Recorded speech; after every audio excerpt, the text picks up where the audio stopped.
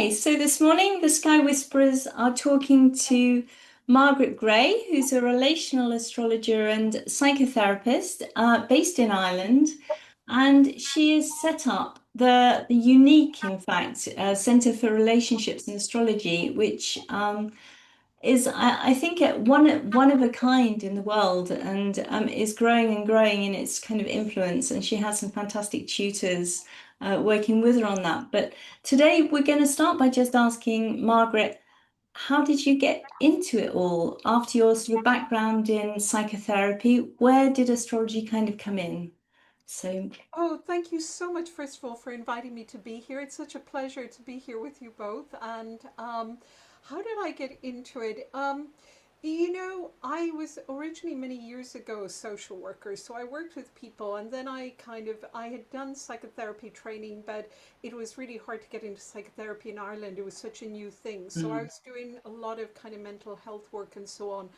And then I moved to the US or to the UK, and I heard about the Center for Psychological Astrology at that time. But in right. fact, I started studying astrology when I was living in Bristol. There was a psychological astrologer put an ad up saying for an evening class just near Oh, me. And so I went there and I studied with her for about 6 years. And then at the end of it, she said, and if this is it, there's nothing more I can give you. She said, you've all yes. got to move on. And so we moved on, a lot of us, to the Center for Psychological Astrology. So I studied there for 3 years.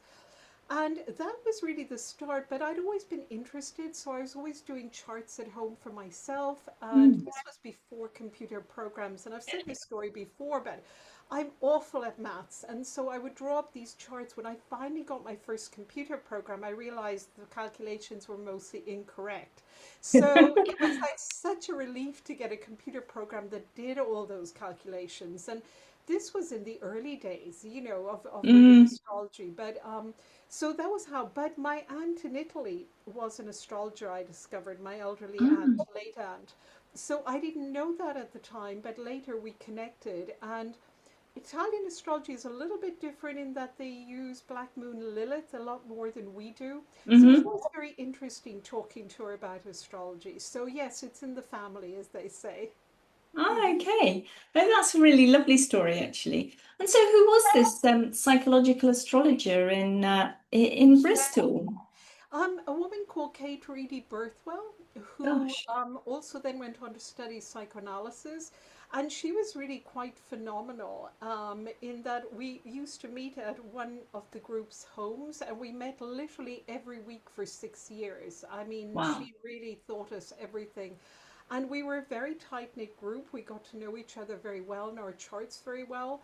But Mhm. the very first exercise she did with us was quite amazing, really. She asked us all to bring our charts in an envelope, put a sealed envelope, blank envelope. All the envelopes had to look the same. And then we switched charts around and we just held the envelope and we had to talk about the chart. So it was really a psychic exercise. Yeah. And it was very, very powerful. And I've done that, subsequently with groups when I've thought in person. And it's really quite amazing just to trust our gut feelings, trust our instincts, really tune in to our intuition as well as you know, as well as our knowledge. So it kind Mhm. of set us off on a path. And she was very psychic. So it was really a path that combined everything together. Mhm. So it was quite an incredible experience, and to work in such a close knit group for 6 years every week Yes. was really quite a privilege. Yeah.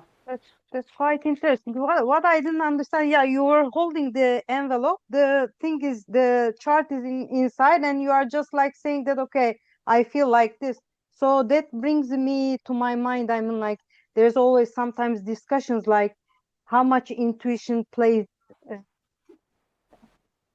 a place in reading charts. Like, what do you think about it? I think that it depends on, how open astrologers are to it. And I know there's lots of camps where some people say, oh, that's all woo woo, it's not astrology. But to me, it's about using all our senses really to tune in, obviously with a background of sound knowledge, so that, we're also integrating that.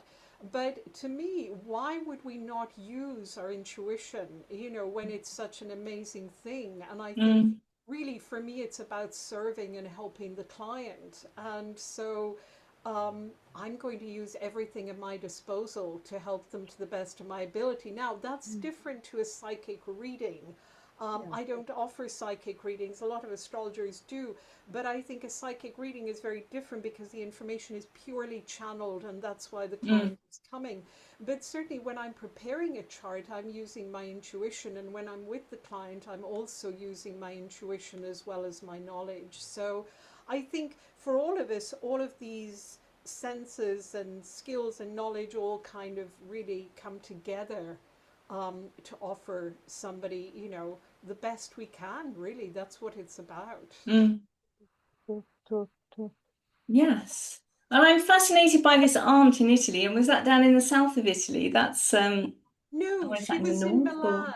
okay. My Milan, mum yeah. was from Turin and my aunt lived in Milan. So yeah, she really did astrology until the day she died in her late 80s. She passed away, and yeah, she continued to do astrology. She did chart readings for people. She drew them all up by hand. So Wow. unlike my charts, hers were accurate. Yes. Do you know that? And does it matter? Is it? Pretty much because she showed me charts and then I would check on computer programs. But Mm, it was the only way I was able to get an approximate time of birth for my chart because my mother had passed away by the time I got into astrology. She died when I right. was quite young. So I didn't have a time birth. In Ireland, we don't put the time birth No. on Yeah. birth certs. So my aunt luckily had a time of birth for quite a few members of the family, in fact.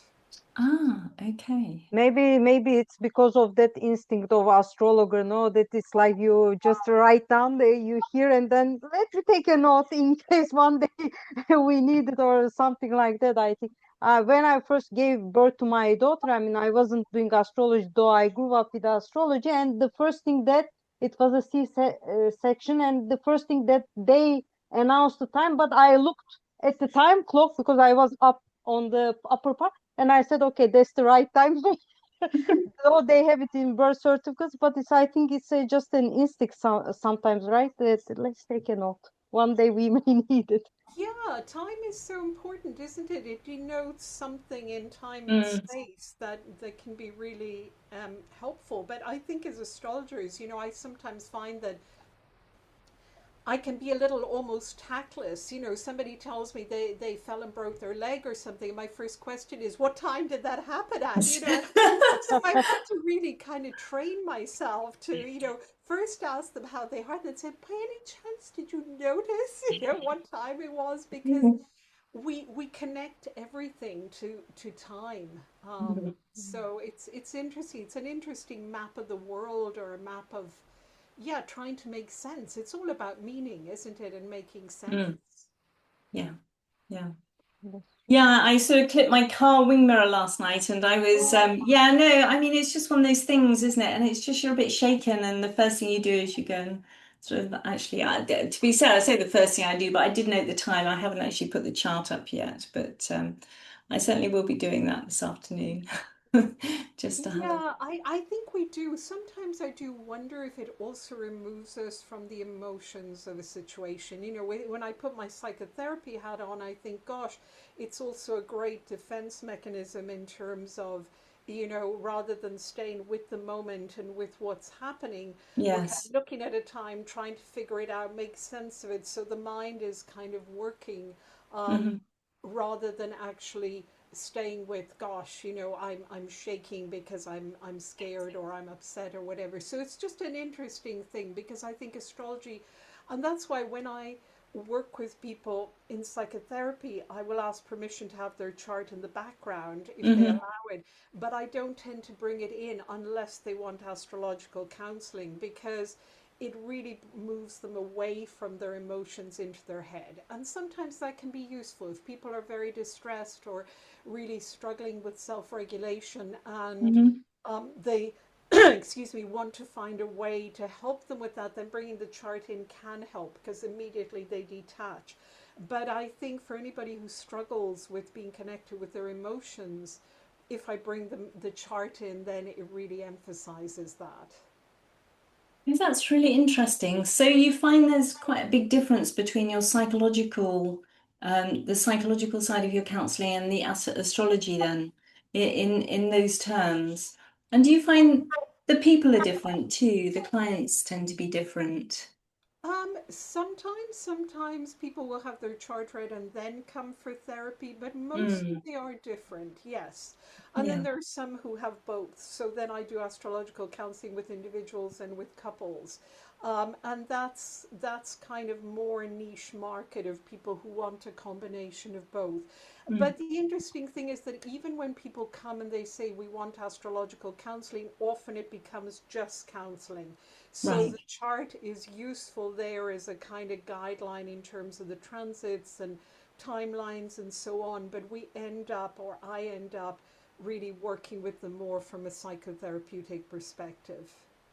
Right. But Right. then those people that come to you, like for the astrological consultation, let's say, then they, knowing that they can be in general counseling, right? In that sense, I mean that because if you are at a point shifting or blending them together, then it means that the people are aware that it's not limited to only astrology. Yeah, I mean, I describe it as having three hats. You know, there's just my astrology consultations, so birth Hmm. chart readings, individual, couples, children, all of that. And then there's my psychotherapeutic work, which is separate. I use the Hmm. chart in the background if I have permission, but I don't ever bring it into the sessions. And then there's the blending of the two together. But what I find is that when I work, yes, when I work with just the chart, often people are in therapy already. That's why they'll come to a psychological astrologer Okay. because they're attracted by somebody who will have an understanding or be able to hold that space for them to bring Yeah. the work they've done in therapy, or they go into therapy. And sometimes they'll come to me for astrological counseling, often if they want to work through certain transits. If somebody's having a major Pluto transit or Mm, a moment with everything that's going on in the sky, and they just want to work through that over a period of time rather than yeah. just all in one reading. Mm, I see. mm. Okay. That's interesting. That's interesting. Yeah. And so out of that, at some point, you got the brainwave to develop your Center for Relationship Astrology. So at what point did that kind of start to be? I mean, it's pretty well established now. You've got lots of great people working with you. You've got graduates who are kind of participating and doing fantastic pictures for your Instagram account. And um, so at what point did that kind of gel and kind of start to become a thing? You know, it was very, very organic. It started actually many years ago when I was living in Hawaii at the time, and I was editing books for ESAR. I was on the ESAR board, and I was the book editor, and I edited the book Armand Diaz's book Separating Aspects. And then he and I met at a conference, and we both realized that we were interested in relationship astrology. I was doing Mhm. a lot of talks on that, and he had written his book and was doing talks. And we got together, and another organization asked us to do a little bit of work for them to do some YouTube recordings. And we started doing these together. We had so much fun. We would just banter throughout them all. And then we decided, we thought, well, we kind of enjoy doing this. Why don't we do this for ourselves? And so we Mm, did our first course. This was way back in 2016, 2017. And we ran a small course, and that was good. And then we kind of gradually built it up. And then Armand kind of went off to do his own thing and other things. And so the group started changing, and I was the right. kind of one that stayed on. And Hmm. so it's evolved over time with lots of different astrologers contributing their skills and their expertise and their time. But one of the things I always wanted was that the dynamics between us would be good and would be fun. I wanted it to be a fun project. I never wanted it to be an ordeal, because to me that's what relationships can become, an ordeal, and I really Yes. wanted it to be, and that takes the joy out of it. So it was never, how can I put it, even though of course we charge students and so on, but it was never a for-profit Hmm. enterprise. It was more an organic, a love of the material, love of the subject. And I just felt like as the world was changing, particularly 2012, the Uranus Pluto square, to me that was really a big crossroad. And Right. I thought we can go in so many directions, but if we don't really learn how to deal with relationships, all our relationships, we're in Hmm. relationship all the time. If we don't find ways that are, functional, creative ways to relate, we're kind of really up the creek without a paddle. So to me, it was really for astrologers to learn skills of how to Hmm. relate, and how to relate in a loving way. And Yes. I was kind of reminded of that. I don't know if either of you have been following the monks walking for peace in the US. And that just reminded me that it's so simple. It's not very complicated. And to me, that was what relationships and astrology was about. A very simple message. So the Hmm. program I designed this year, which was really an amalgamation of previous programs, Astrology of the Heart, was really for us to connect with our heart. Because as Right. astrologers, as I said, we connect a lot with our head. We're very Hmm. intellectual. A lot of highly intelligent people are in astrology. But we forget sometimes that it's from our heart, and it's about connecting with our clients from a heartfelt place, and Yes. helping our clients in their daily life connect with their loved ones from a heartfelt place. And that's really hard. We're in a Yeah. kind of, it's so challenging for everyone. I mean, it's enough to excuse me, get up in the morning, make toast, and it burns, and the day is destroyed. I Yes. mean, so it's like, Absolutely. how do we manage to somehow keep that compassion, keep that love, keep that care for each other? And it's such a hard job. So it was really trying to merge astrology with psychotherapy, with counseling, with just the basics of kind of love and respect for each Mm. other into a program where the attendees go through a process for themselves in it, so that they Right. really, and I mean, it's quite phenomenal to see that happen. It's quite phenomenal to see this group of strangers who get together at Okay. the start of the course and then start sharing their stories, their Mhm. relationships, their vulnerabilities, and become a very tight knit group. And that's Hmm. where the learning is. We're just giving the container the opportunity to do it and the learning, but the real process that they go through is with each other. So they have their own WhatsApp group and they connect with that, and we have Okay. a facilitator. So it's really about connection. That's really what it's about. Wow. What comes to my mind? I mean, it's like, of course, relationship astrology, and you mentioned that there are relationships in every level in our lives. I mean, so you are talking about more human relationships, but I sometimes think about like when synastry, etc. It's like there is relationships between the companies, between the countries, and everything. But your focus is more like, one to one, or it can be friendship, it can be romantic thing, etc., but it's more like human based relationships that we are talking about, right? It really is, and it is families, partners, spouses, friendships, colleagues, work, absolutely. But I think they're tools that then they're transferred on every level. So Hmm. it's really getting those basics of what are we considering, and doing it in a way that's respectful and compassionate, because I think sometimes there's, the simple thing of doing synastry with clients without people's permission, just very Mm. simple things. So it's about how do we do all of this in a respectful, kind of caring way, but also, um, excuse me, Aleo, one of the tutors, he's very interested as well in our relationship with the planet, with the environment. Mm. So it absolutely is our relationship with everything. It's how do we connect, or how do we disconnect? Why are we Right. disconnecting? What's happening? What's the pain behind that disconnection? And Mhm. what can we do to support people to connect in their own way, because we all connect differently. And I think it's that recognition of our diversity and the richness in that. And um, my hope is that, as we go forward and build, and keep building the foundation, expanding, my ideal would be to have courses in different languages. Right. Because yes, I know that courses can be translated and they can be captioned, but I'm half Italian, so I know the difference between when I speak Italian and when I speak English. I'm a Sure. different person. The nuances, what I express in Italian is very different than in English. So to have a course by somebody who is a native speaker of that language is very different than having a course Absolutely. translated from English. And I think too much is in English, not too much, but there's a lack of Yes. course in other languages. So that's what I'm hoping, we'll get to.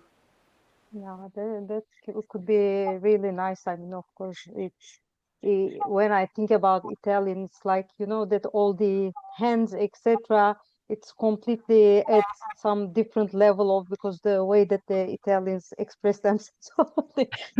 Yeah, it is completely something else. And it could be nice. I mean, and I think that we see in other languages more, but I don't think so that in case of Italian, you don't see, of course, there are astrologers there, but you don't really see much. And especially in your case, it's I mean, as Alison said, it's unique.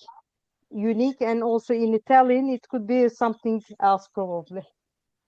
I hope so. I think it's really to make it available to as many people as possible. That's Yeah. as many astrologers as possible, really. And it is kind of a specialist subject, but I think it's people sometimes think, oh gosh, but I'm not particularly interested in doing relationship astrology. But you are doing it. If you're a practitioner, you are doing it every day of the week.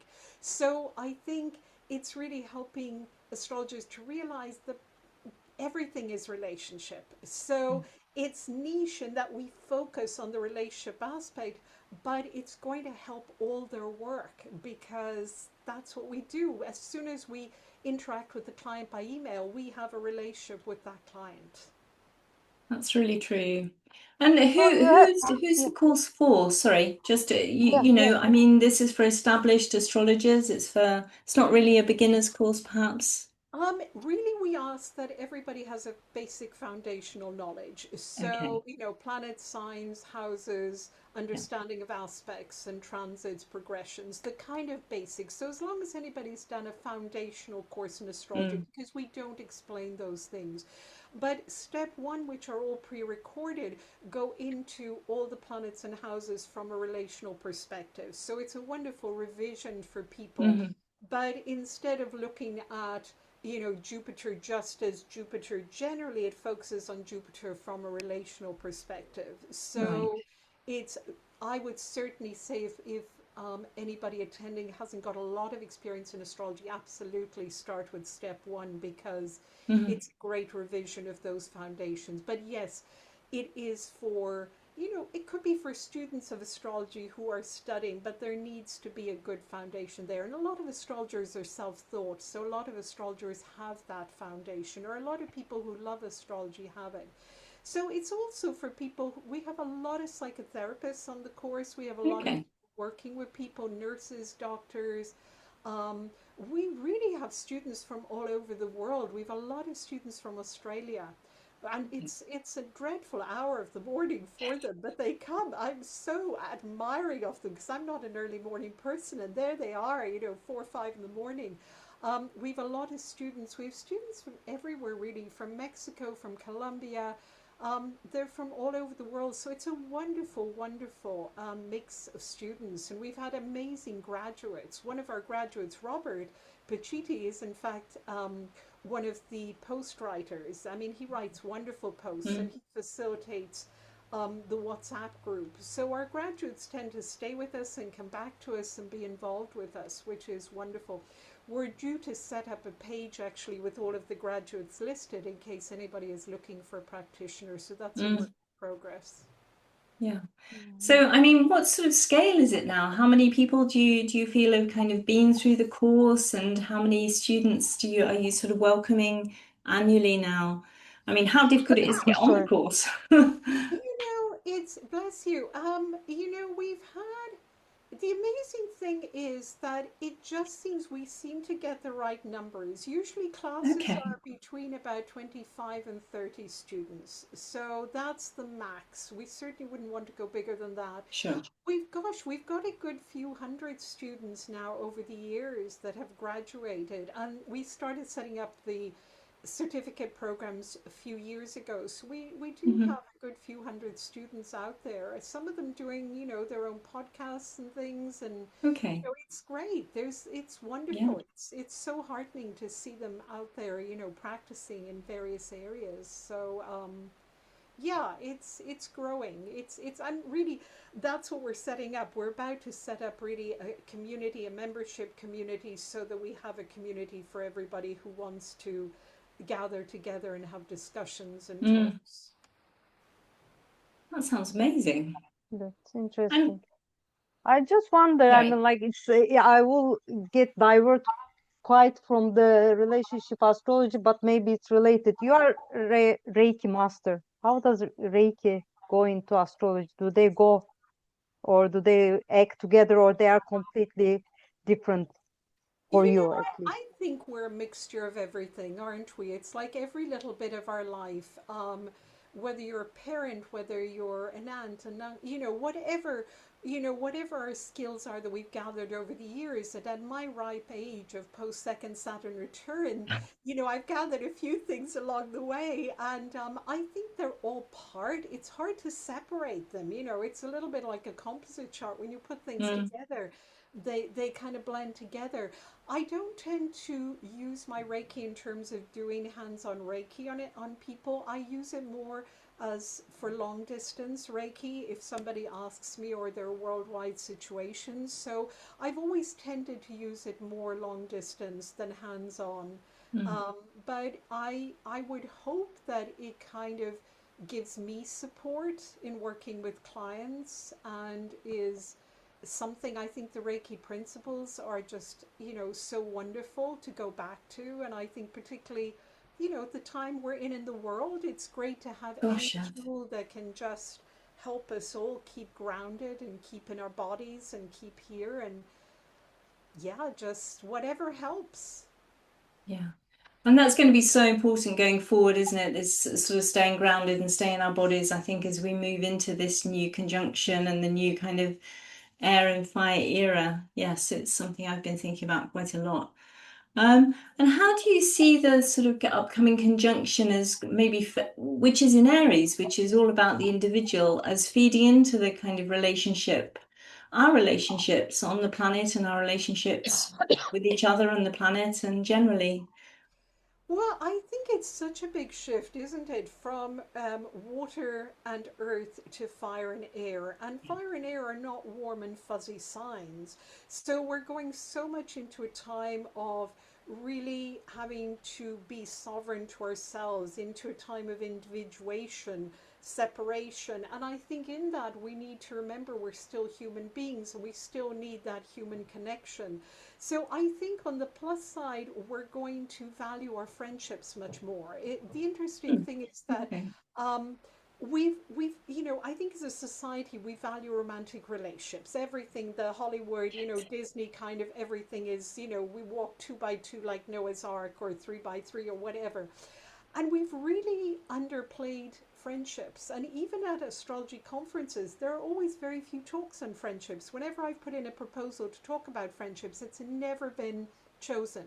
And That's I really think with interesting. these new That's signs in air and fire, I think we are going to value much more the role of our friendships, the role Hmm. of our tribe, the role of who are the people who get us. And that's going to take a lot of pressure off our relationships, our intimate relationships, because I think romantic relationships carry so much pressure to be everything.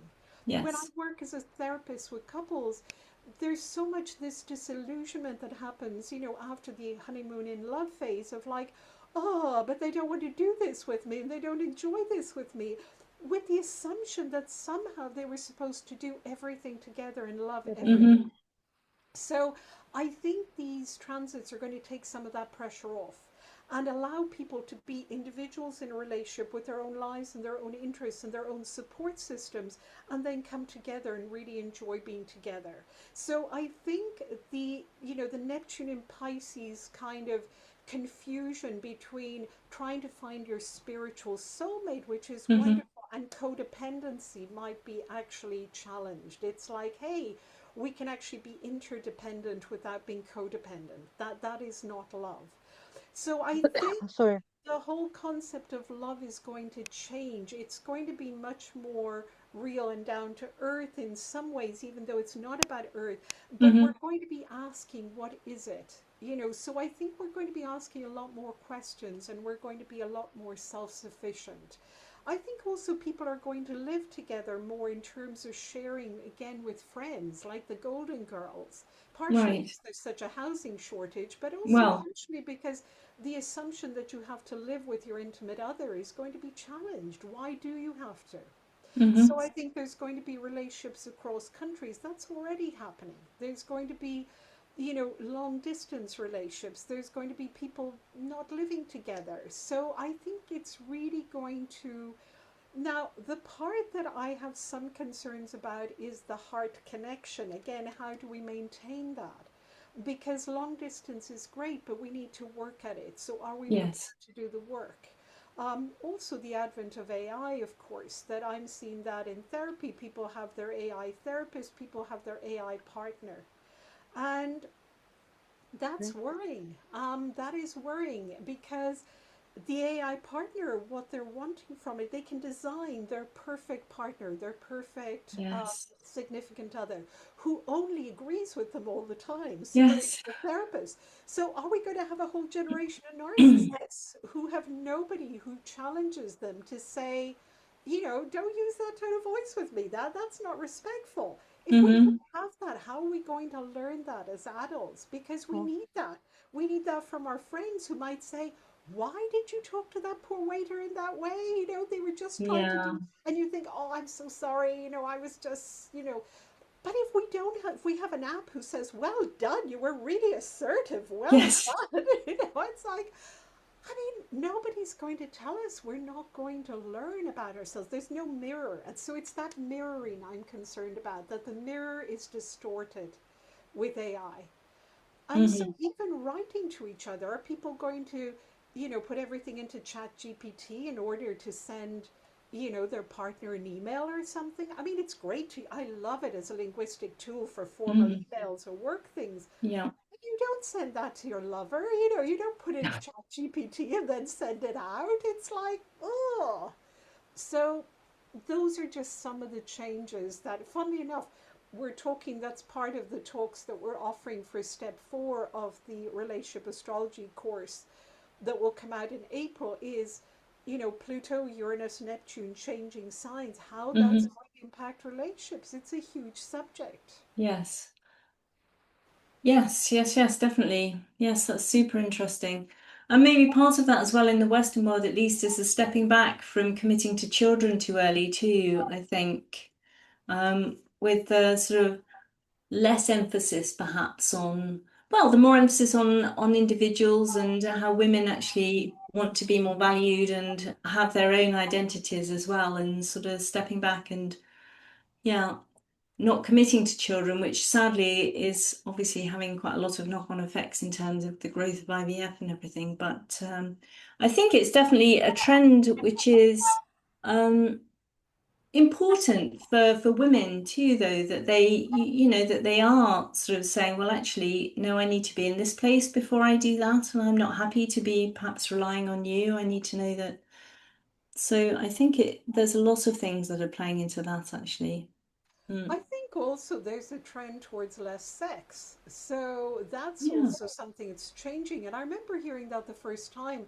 It was actually a good few years ago. Armand and I were doing a joint presentation at a conference, and there were some parents there of adult children. They said, our young people are saying they're having less sex, they're exhausted, they're tired, they're working, Right. commuting. And then I started tracking that, and there's a lot of research being done that it is literally. So again, to look at that in terms of how does that translate into how we connect with people? So, does that have an effect of disconnecting, or does it have an effect of connecting in different ways rather than using sex to connect? I Yeah. don't know the answers. I'm just saying they're all things that, from a relational perspective, are really interesting to Mm. explore. Interesting. So I would like to ask, like from there, I always die to think Saint Valentine's is coming, and I think our recording will be out by that time or before. So relationship have been talking about and Saint Valentine's, what would you like to say about it for Well, everyone? notice I'm wearing pink. I thought in honor of Valentine's Day. Let me just feed right into the commercialism of it all. Yes.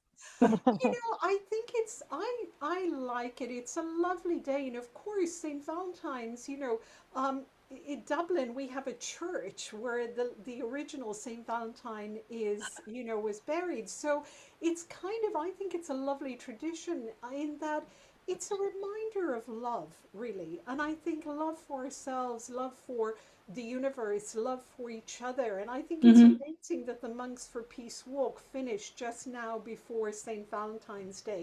It's this wonderful synchronicity of reminding us of being loving. And I think, yes, of course, there's all the commercialism of the roses and the cards or whatever, which people can or cannot do. But I just like that celebration to have a whole day dedicated to love, because the rest of our time we're so busy doing other things. And I think that's part of the Center for Relationships and Astrology is reminding us of the importance of love, and starting with love for ourselves in a very real way, because people are like, oh, that's all woo woo, whatever. But no, it's about kind of how do we take care of ourselves? Yeah. What food do we eat? What Hmm. we sleep at night. I'm a night owl. I have to remind myself I need to get enough sleep. So, how do we do all those loving things with ourselves? And then how it's much easier to extend that to others once we've done it for ourselves than for our families, for our loved ones, for our friends. So I love St. Valentine's Day. I just think it's magic. Good. It's just special. Yeah, but I'm an Aries, so I kind of get enthused by things. Yeah. No, I like that too. I'm all for it. I mean, well, I'm a Pisces, so I kind of I suppose I would be too.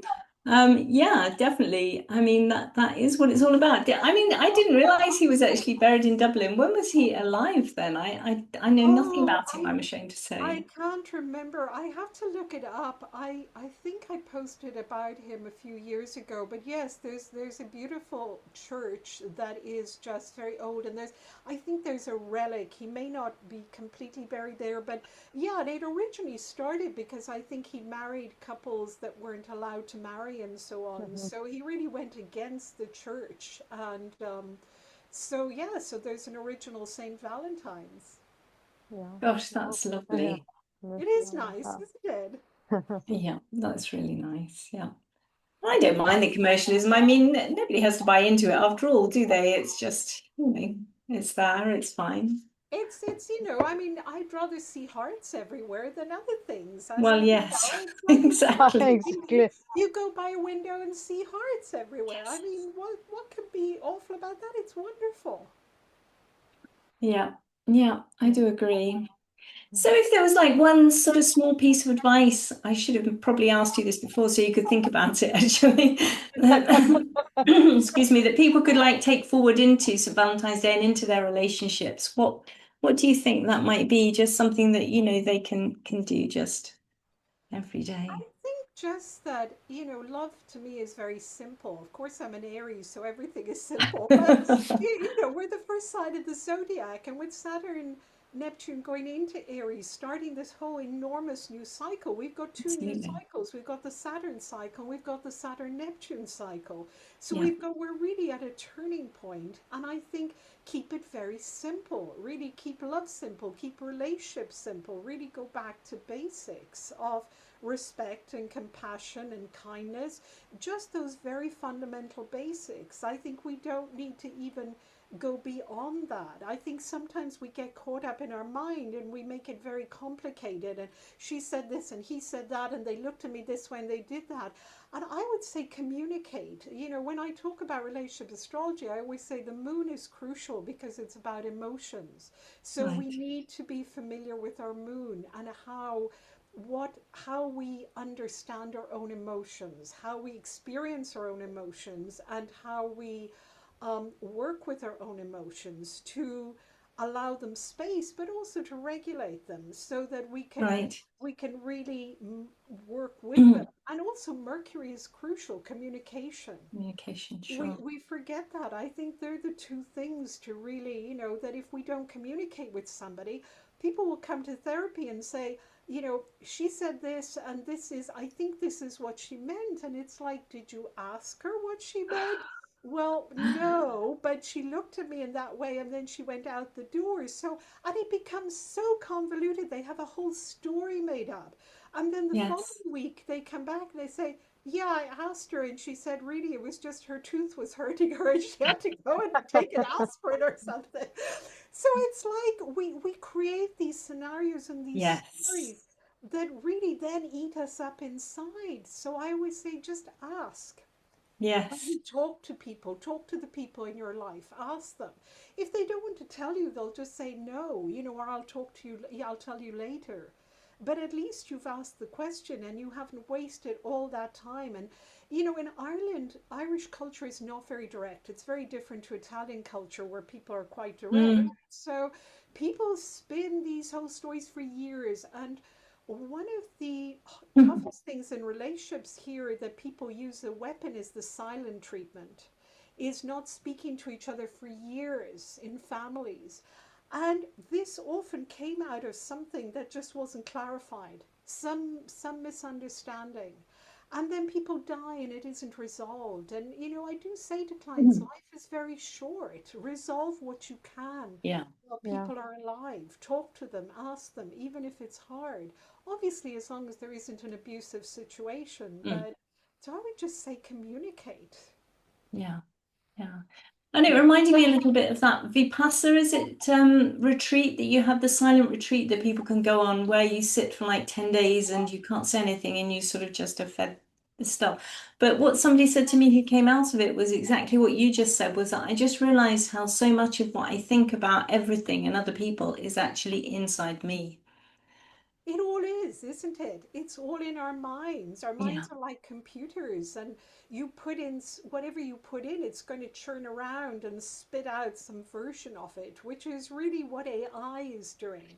So we're Yes. kind of having that reflected, which is why I think we have to be very careful about really staying with ourselves rather than keep putting it out and keep churning it out and keep getting answers out there. We have the answers ourselves, and particularly Hmm. in relationships, people go to everyone. They go to their sister, their friend, Yes. whatever, for opinions, for views, whatever. And the story gets bigger and bigger and bigger. So I think as astrologers, we have the tools to help to bring people right back to themselves. And the first tool with relationship astrology is our own charts. Mm. Looking at our own charts from a relational perspective, knowing our own chart. That's always the starting point.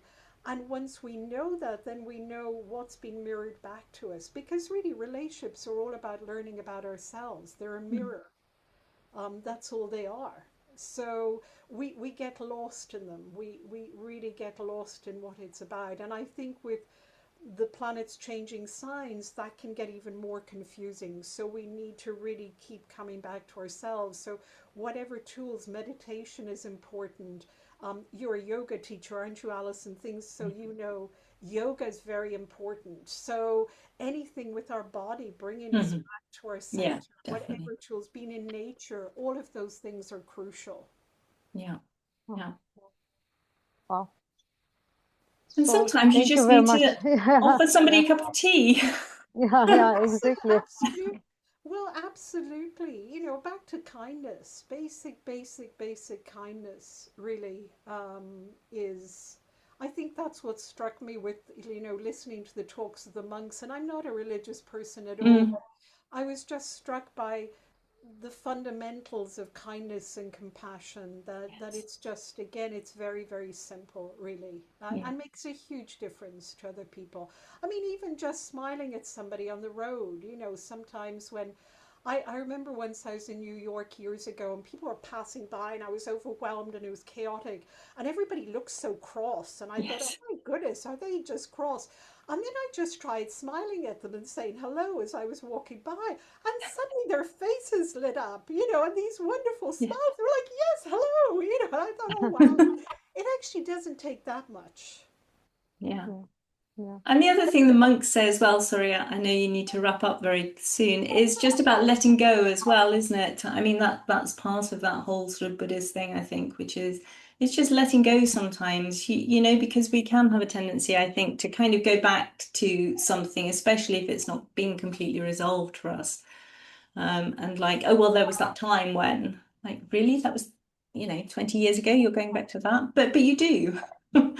Yeah, And that's important. it's staying in the present and being aware of I think, the impact of the past by clearing it out, Right. absolutely clearing it out, working with it to clear it out and not jumping into the future. I think we catastrophize so much. It's That's true. like the reality is we don't know. I mean, we don't know what's going to happen to us a second from now. And I know I have that, you know, of multitasking, of kind Mm, of multi-thinking. I'm planning 20 million things. And yes. even when I'm in the pool swimming, I'm like, and that's insane. I mean, that is the definition of insanity rather than enjoying it and saying, okay, right now I'm going to be here and enjoy it. We do Hmm. that in our relationships. We're with somebody we really love, but we're planning our shopping list or doing whatever rather than being with that person. And then we think they're not going to notice. Of course they notice.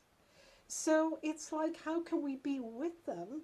And if we need to go and do something else, that's fine. Say to them, you know, I'm going to go off and do something, and we go off and do it. But while we're with them, having dinner or coffee or just sitting with them, how can we be fully with them? And that's not easy. We think it's easy, but it's yeah, not, because our minds are, um, Yes. with social media, with, you know, all of those things, we're just, there's a lot happening. So yeah, yeah, I think with these planets changing signs, there's going to be a period of adjustment. yeah, absolutely. Yes. Yeah. That's Being in the super moment, no, interesting. always that's important. Being in the moment, being in the with the people. I remember that we will wrap up now, but my mother would say, "Ah, okay, I will do this 15 days later," and my grandfather would look at her and will say, "No, there is not even 5 minutes later. You think about now, you live it now. We will think about it later." And he was a Pisces sun. So it's like, That's yeah, he was like, no, don't talk me about like a week later, even not 5 minutes later. Just now, let's talk and we'll see. We'll see. It's true, though. He's right, because that's yes. not real. Yeah. The only thing is real, the three of us talking right now. Hmm. When we come off here, we don't know what's going to happen. We No, haven't a clue. So, it's true. how can we do the best we can while we're together and have a chat and a laugh and have a nice time, so that that kind of seeps into us, really, and leaves us with something nice. Yeah, Yes. yeah, yeah, yeah, absolutely. And that's probably a good place to wrap up. That was amazing, Margaret. Thank you so Yeah, much for telling us so so much lovely. about your background and your Center for Relationships and your just kind of where you're coming from and talking to us about relationships, something we definitely need to be reminded of. Yeah, Well, yeah, thank you for inviting me. It's been such a joy to be here with you both, and yeah. thank Thank you. you It's so been much. a Thank, pleasure. thank you so much. Thank you so much. Yeah, Thank you very much. yeah. Okay, Okay, bye-bye. take care, Bye, everyone. Bye Take bye. care. bye, bye.